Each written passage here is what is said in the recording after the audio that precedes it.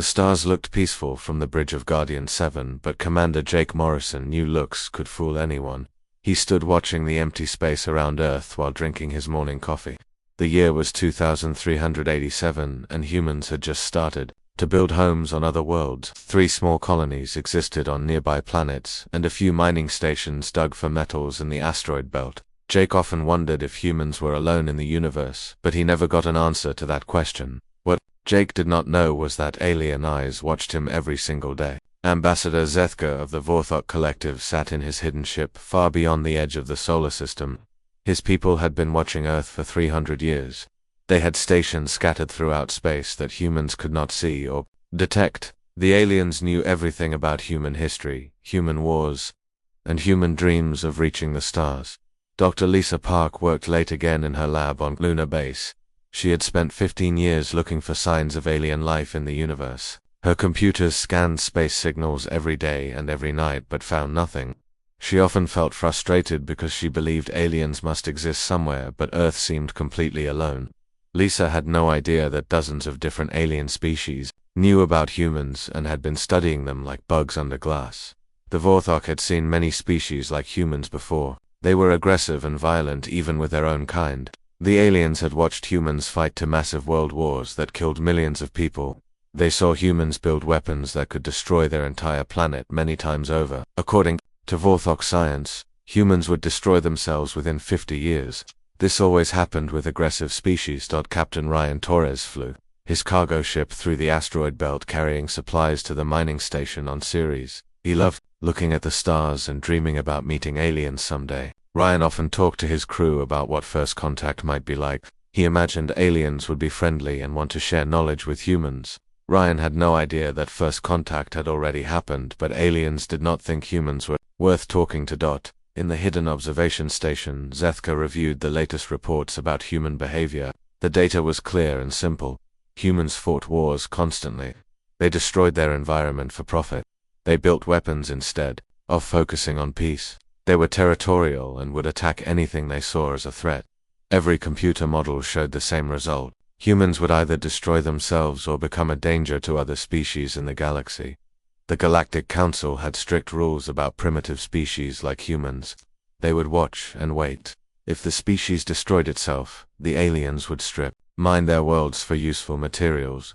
If the species somehow survived and reached other star systems, the Council would decide whether to make contact or eliminate the threat. So far, no aggressive species had ever been offered membership in the galactic community. But something about humans bothered Zethka, even though he could not explain what it was. The humans did fight wars and build terrible weapons, but they also did strange things. They would risk their lives to save complete strangers. They would sacrifice themselves to protect people they had never met. They created art and music and stories that served no practical purpose. They explored dangerous places just to learn new things. These behaviors did not match the typical pattern of aggressive species. Admiral Susan Hayes commanded the Earth Defense Force from her headquarters in Geneva. The EDF was small but growing as more nations contributed ships and resources. Susan knew that humans needed to be ready for anything as they expanded into space. She had no idea that her every move was being recorded and analyzed by alien computers. The aliens studied human military tactics and found them crude but surprisingly effective. Dr. Alex Carter worked on new engine designs that might let humans travel faster between star systems. He dreamed of the day when humans could explore the entire galaxy and maybe find other intelligent life. Alex spent most of his time solving technical problems, but sometimes he would look up at the night sky and wonder if anyone was looking back. He never suspected that hundreds of alien scientists were studying his work and taking notes. The Vorthok had been watching long enough to see patterns in human development. Humans learned fast and adapted to new situations quickly. They took risks that other species would never consider. They cooperated when they had to, but also competed fiercely with each other. Most importantly, they never seemed to give up even when facing impossible odds. Zethka filed his monthly report to the Galactic Council. His recommendation remained the same as always. Maintain the quarantine around Earth and wait for humans to destroy themselves. Do not make contact under any circumstances. The humans were too dangerous and too unpredictable to be trusted with advanced technology or knowledge about the galactic community. But deep in his mind, Zethka felt something that no Vorthok had ever experienced before when studying a primitive species. He felt doubt. The humans were different somehow, and he could not shake the feeling that the Council might be making a terrible mistake by ignoring them. The watching continued as it had for 3 centuries while humans built their small colonies and dreamed of the stars, never knowing that their every action was being judged by alien minds that had already decided their fate. The Corvani Empire had different ideas about humans than the careful Vorthok. They believed in testing species through manufactured crises. If humans could prove their worth through fighting and suffering, maybe they deserved a chance to join the galaxy. If not, the Corvani would eliminate them before they became a threat to anyone. Admiral Susan Hayes stood in the command center of Earth Defense Force headquarters watching the morning reports. Everything seemed normal until Communications Officer Pete Johnson called out from his station. Long-range sensors were picking up massive objects moving in the outer solar system. The objects were too big and too organized to be asteroids or comets. Susan felt her stomach drop as she realized what this might mean. The first attack came without any warning at all. A Corvani battle fleet appeared near Mars, like ghosts becoming solid. Their ships were huge and dark with weapons that glowed like angry red eyes. The alien vessels moved in perfect formation as they began destroying the orbital shipyards and research stations around the red planet. Explosions lit up space as decades of human work disappeared in minutes. Pete frantically tried to contact the alien ships on every frequency he could find.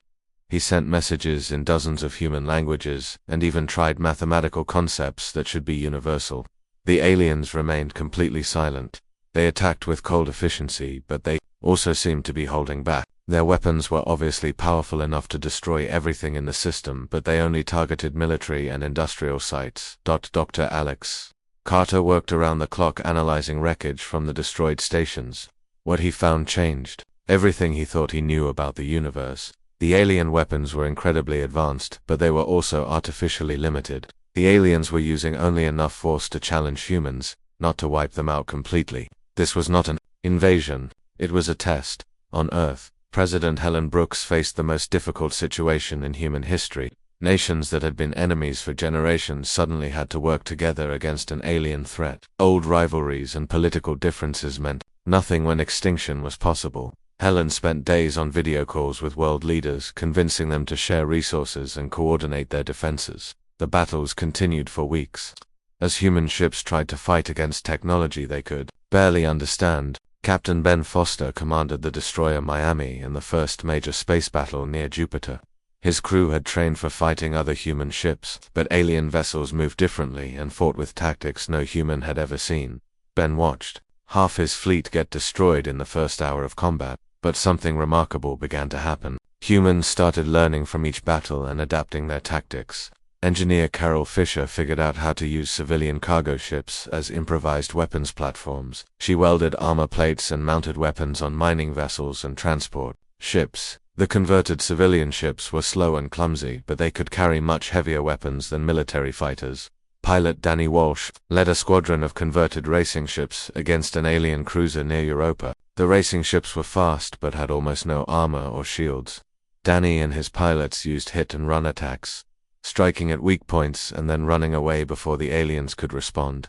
It was dangerous and many pilots died, but slowly the humans were learning how to hurt their enemies. Dr. Lisa Park studied every piece of alien technology the humans could recover. She discovered that the alien ships had predictable patrol patterns and specific frequencies for their communications. Lisa worked with military engineers to build jammers and decoy devices that could confuse alien sensors. The technology was crude compared to alien equipment, but it worked well enough to save human lives. The Corvani watched human progress with growing interest. No other species had adapted so quickly to new forms of warfare. Most primitive races would either surrender immediately or fight using the same failed tactics until they were completely destroyed. Humans did something different. They learned from their mistakes and tried new approaches even when those approaches seemed impossible. Captain Ryan Torres and his mining crew joined the fight using their industrial equipment as weapons. They attached explosive charges to asteroids and launched them at alien ships using mining lasers as guidance systems. The improvised weapons were inaccurate, but when they hit hard. Ryan's crew destroyed 2 alien fighters before their ship was finally shot down. Admiral Hayes coordinated the defense from her underground command bunker. She watched the tactical displays showing human losses mounting every day. Earth had lost 60% of its space fleet, and the aliens seemed to have unlimited reinforcements. But Hayes also noticed something the aliens might not have expected. Human morale was actually getting stronger as the fighting continued.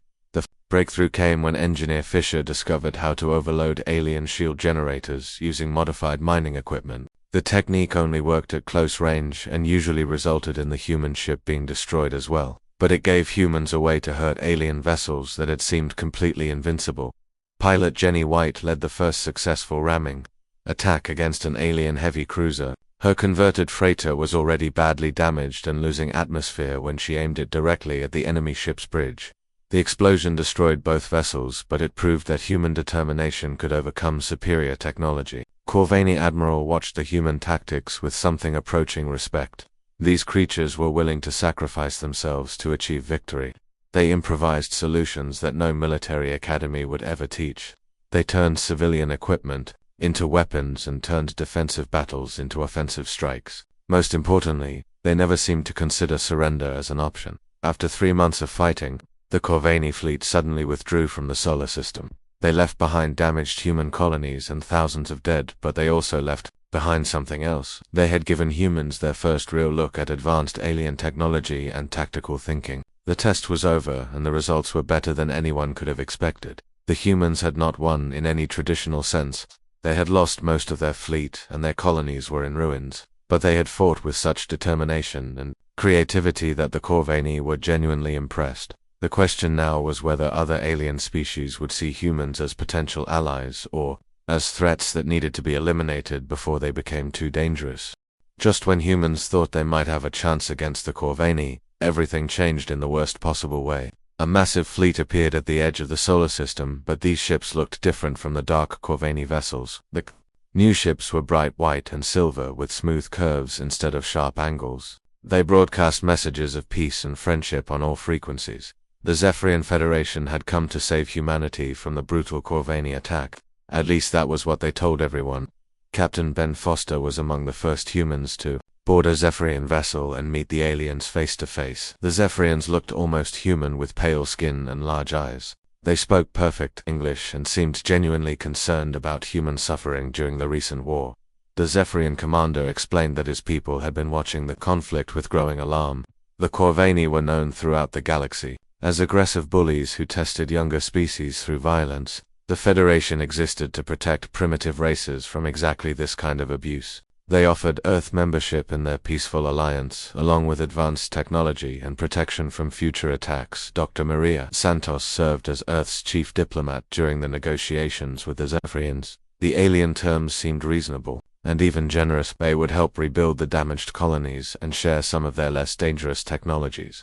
They would provide military protection and teach humans about the galactic community. All they asked in return was that humans follow Federation guidance in military and political matters. President Helen Brooks felt enormous relief as she signed the Alliance Treaty. After months of devastating war, humanity finally had powerful friends who could protect them from future threats. The Zephyrians immediately began helping with reconstruction efforts, and their technology made repairs much faster than humans could manage alone. The honeymoon period lasted almost a year. Zephyrian engineers worked alongside humans to rebuild the Mars colonies and Jupiter mining stations. Zephyrian teachers shared knowledge about alien science and galactic politics. Human children learned about dozens of different species and the long history of interstellar civilization. Everything seemed perfect. But Commander Luke Davis began noticing troubling patterns in the new arrangement. Human military officers who asked too many questions about Zephyrian tactics were quietly transferred to less important positions. Scientists who wanted to study Zephyrian technology too closely found their research projects cancelled. Independent exploration missions beyond the solar system were discouraged or forbidden entirely. The changes happened gradually, so most people did not notice them at first.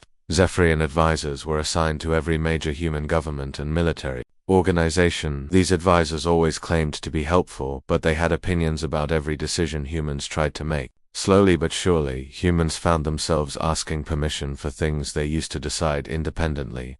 Security Chief Rachel Green was investigating what looked like accidents involving human leaders who opposed Zephyrian policies. 3 prominent politicians had died in spacecraft malfunctions, and 2 military commanders had suffered mysterious illnesses. The accidents seemed random until Rachel realized that all the victims had been vocal critics of increasing Zephyrian influence. The truth began to emerge when Rachel intercepted encrypted communications between Zephyrian ships. The messages were in an alien language, but Rachel had been learning Zephyrian linguistics from their cultural exchange programs. What she discovered made her blood run cold.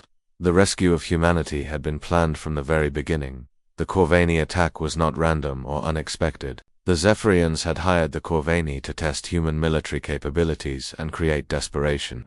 Everything had been orchestrated to make humans grateful enough to accept Zephyrian control without resistance. The Federation did not want allies. They wanted slaves who would be grateful for their chains. Rachel brought her evidence to Admiral Hayes, who immediately understood the implications. The Zephyrians had been playing a long game to acquire human territory and resources while making it look like a generous rescue. Dozens of other species had probably fallen into the same trap over the centuries. When President Brooks confronted the Zephyrian ambassador about the deception, the alien finally dropped his friendly mask. He explained that humanity had two simple choices. They could submit to Zephyrian rule as a client species like so many others had done, or they could face complete extermination. The Federation had millions of ships and centuries of experience conquering primitive worlds. The ambassador seemed genuinely puzzled by human anger over the situation. Other species had chosen submission when faced with the same choice. It was the logical decision for a primitive race that had barely reached the stars. The Zephyrians offered protection, technology, and a place in galactic civilization. All they demanded in return was obedience. Admiral Hayes called an emergency meeting of all remaining independent human military leaders. They gathered in secret aboard a converted mining station in the asteroid belt. The situation was hopeless from any rational perspective. Humanity had perhaps 300 operational ships against a galactic empire with millions of vessels and advanced technology. Dr. Alex Cato had been analyzing Zephyrian equipment during the Alliance period, and his discoveries were both encouraging and terrifying. Zephyrian technology was incredibly advanced, but it was also standardized and predictable. They relied on overwhelming superiority rather than tactical innovation. More importantly, they had never faced an enemy that fought with desperate creativity.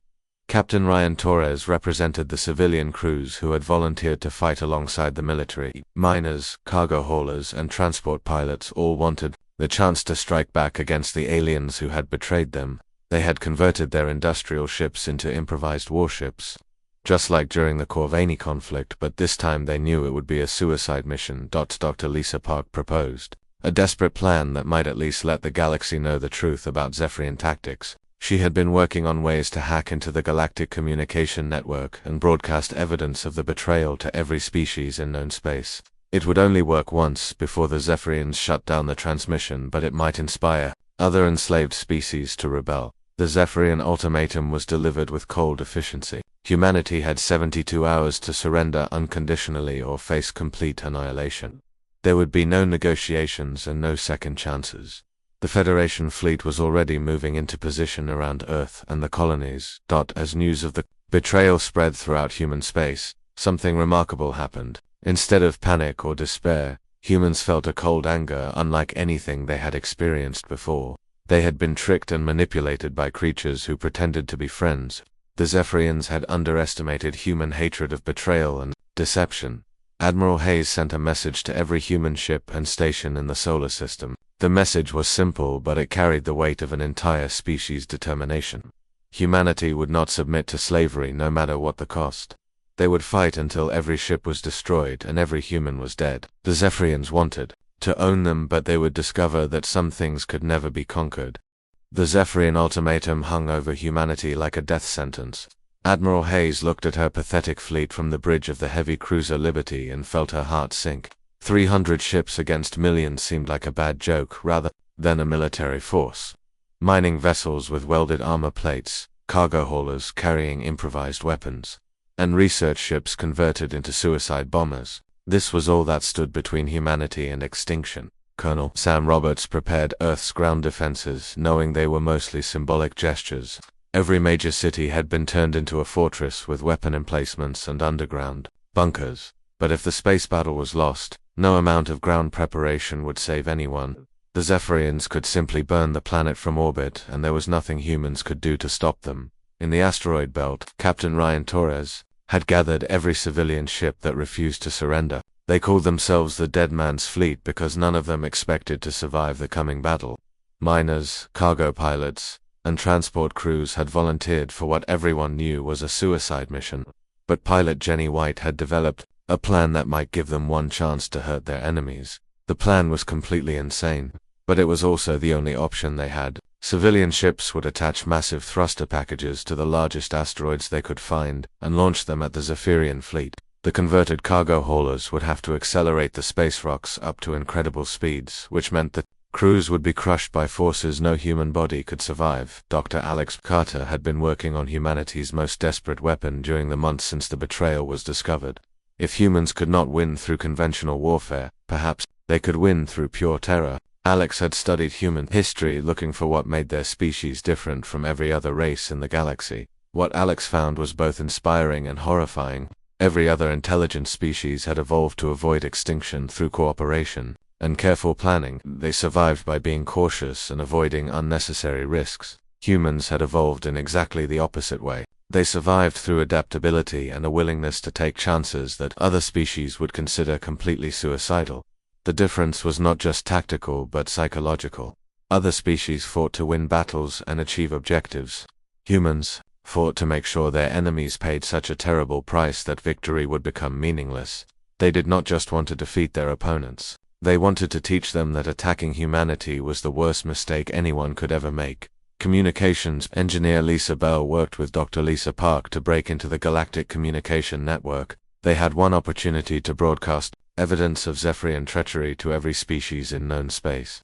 But the transmission would reveal their exact location to every enemy ship in the system. Everyone involved would die within minutes of sending the message. The technical challenges were enormous, but Lisa Park had been preparing for this moment since the Alliance began. She had quietly studied Zephyrian communication protocols and identified weaknesses in their network security. The aliens were so confident in their technological superiority that they had never considered the possibility of primitive humans breaking their encryption. President Helen Brooks addressed the survivors from her bunker beneath the ruins of Geneva. Her message was broadcast to every human settlement in the solar system and beyond. She spoke simply and directly about the choice facing their species. They could live as slaves under alien masters, or they could die as free beings who chose their own fate. The response from human settlements was immediate and unanimous. Not one colony or station chose surrender. Families with children voted to fight even though they knew it meant certain death.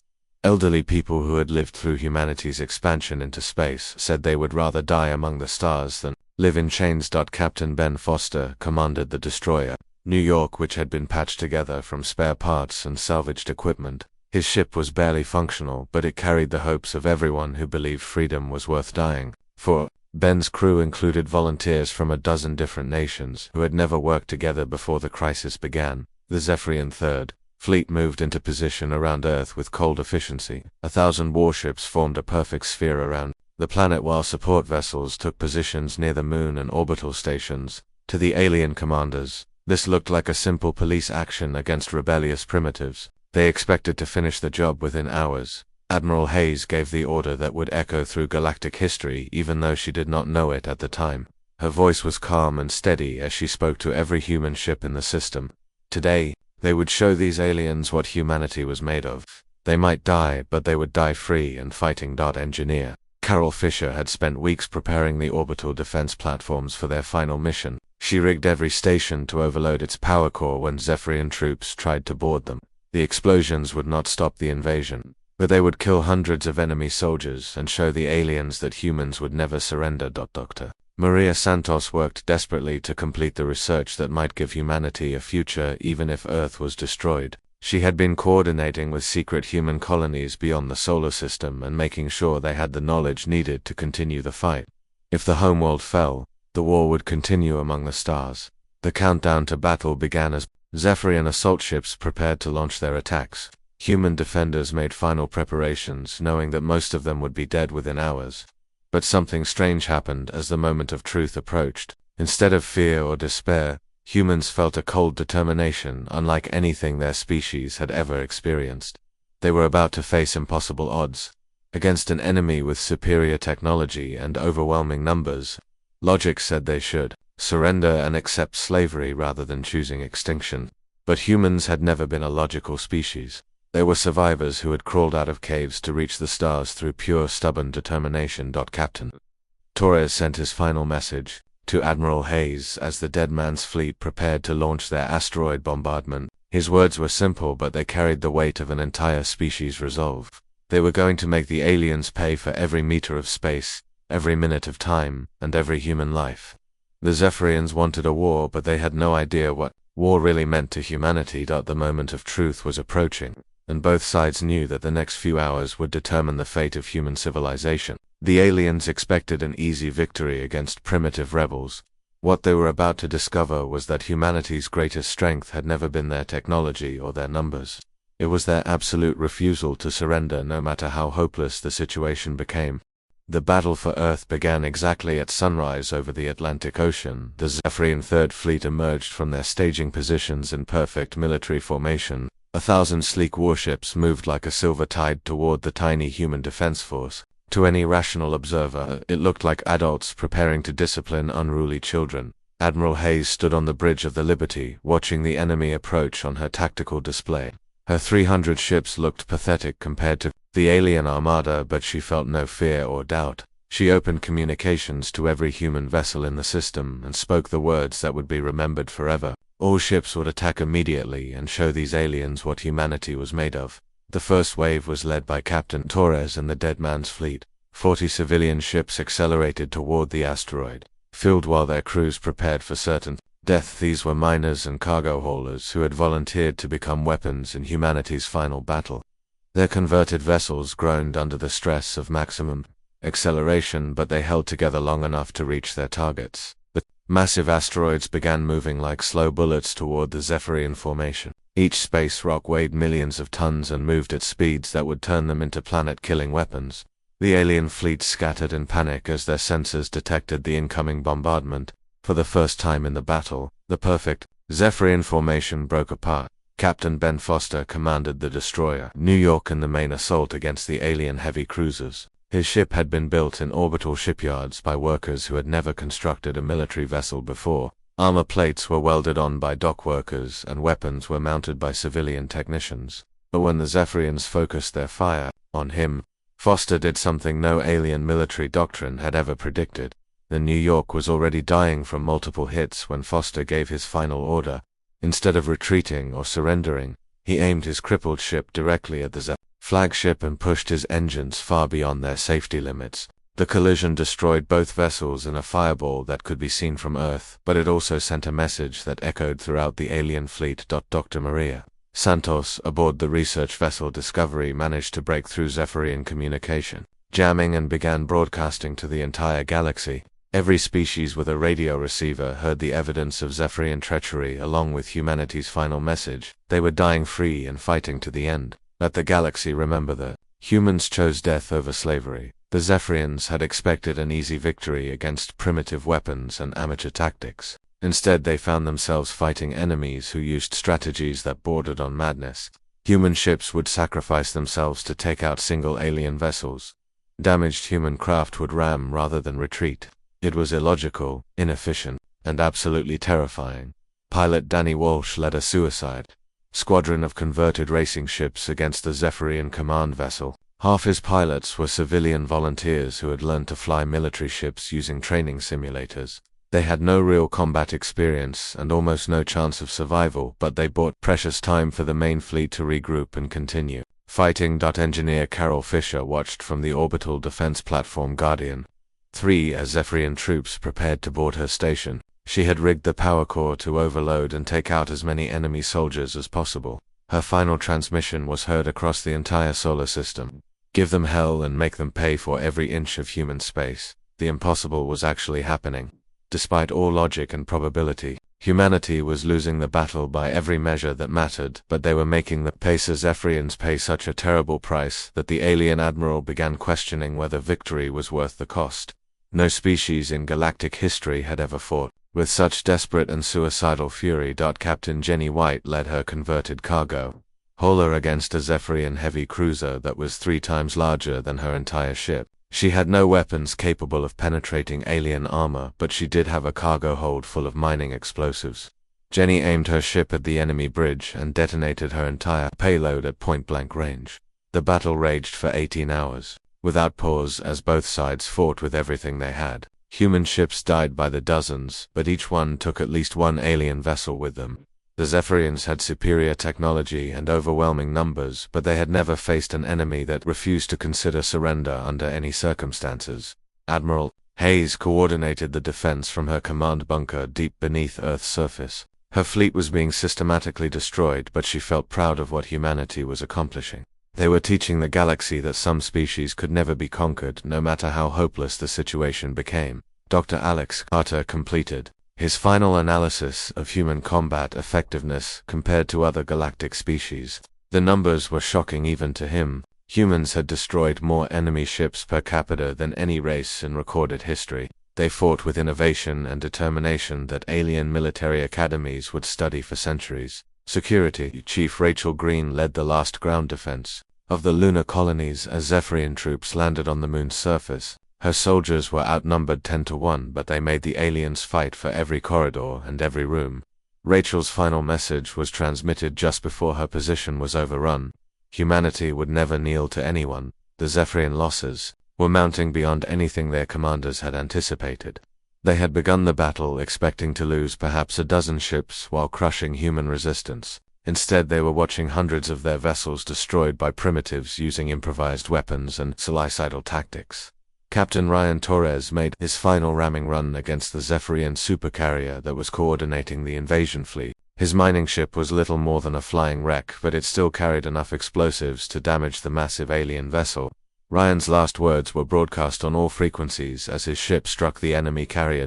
As the battle entered its final phase, something unprecedented happened in galactic military history. The Zephyrian Third Fleet had achieved complete tactical victory, but their losses were so severe that the surviving commanders were genuinely afraid to continue fighting.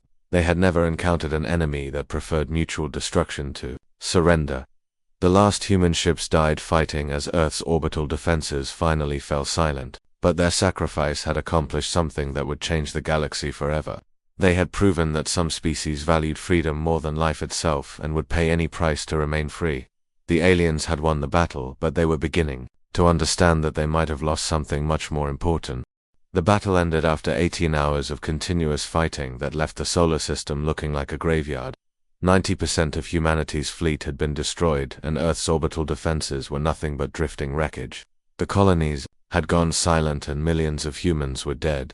By every military standard that mattered, the Zephyrian Federation had achieved complete and total victory.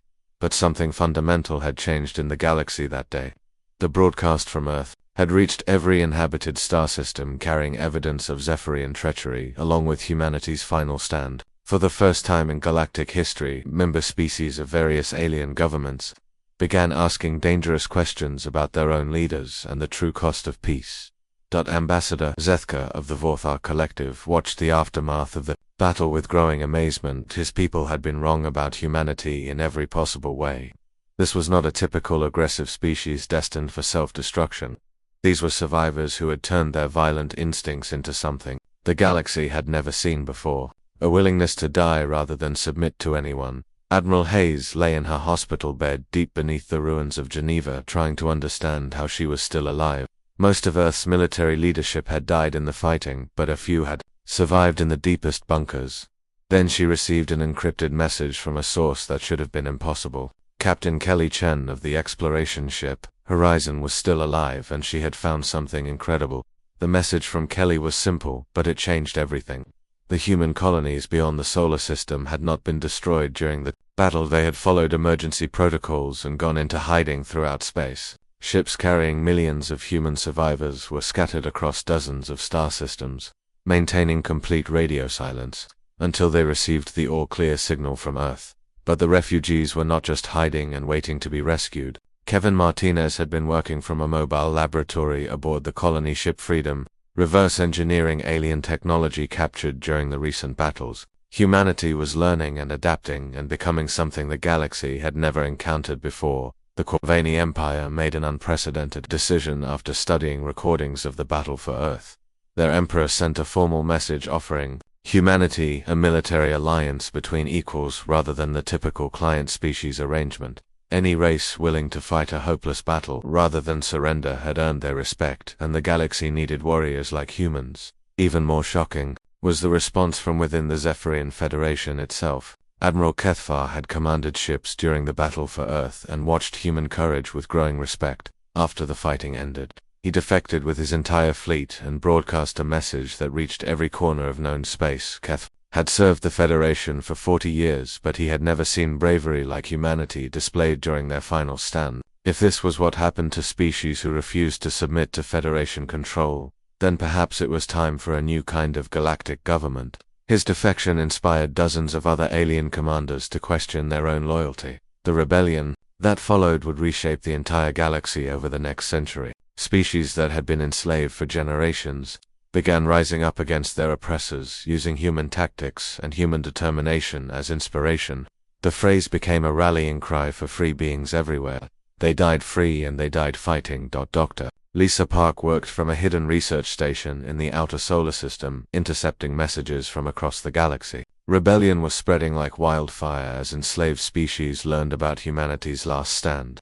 The humans who had seemed destined for extinction had become the catalyst for the largest political upheaval in galactic history. President Helen Brooks addressed the human survivors from her bunker beneath the radioactive ruins of Earth's capital. They had paid a terrible price for their freedom, but they had paid it on their own terms. They had shown the galaxy that some things were worth dying for, and now they had to prove those same things were worth living for. The war between free species and the old galactic empires would continue for decades, but the outcome was no longer in doubt. Humanity had lit a fire that could never be extinguished. Species throughout the galaxy had learned that freedom was possible if they were willing to fight for it with absolute determination. Captain Ryan Torres had somehow survived his ramming attack and found himself aboard a Corvani rescue ship. The alien crew treated him with respect that bordered on worship. They had never seen anyone willing to sacrifice themselves so completely for an abstract concept like freedom. They wanted to learn everything they could about human military thinking. The surviving human ships began regrouping in the darkness between star systems under Admiral Hayes's command. Earth was a burned wasteland and the colonies were scattered. But humanity was far from defeated.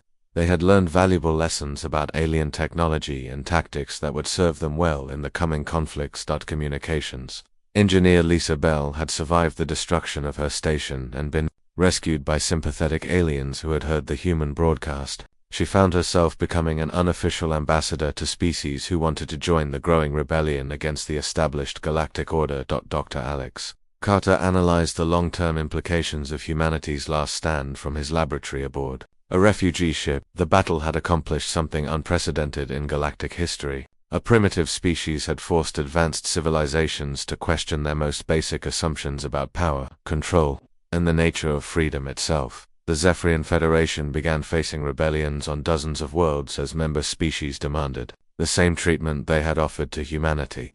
The Federation military found itself fighting on multiple fronts, against enemies who had learned human tactics of sacrifice and determination. As the first year after the battle ended, it became clear that humanity had achieved something impossible. They had turned defeat into victory through the simple act of refusing to surrender their principles. The galaxy would never again see humans as primitive or weak. They had proven that some species could never be conquered. Admiral Hayes sent a final message to every human ship scattered throughout space. They were bloodied but not broken. They were scattered but not lost. They were few but they were free. And they were going to make sure the galaxy never forgot what that meant. The aliens had witnessed humanity's darkest hour and discovered that human darkness was not evil or weakness. It was the shadow cast by an unbreakable will to remain free, regardless of the cost. That discovery would change everything for every species in the galaxy.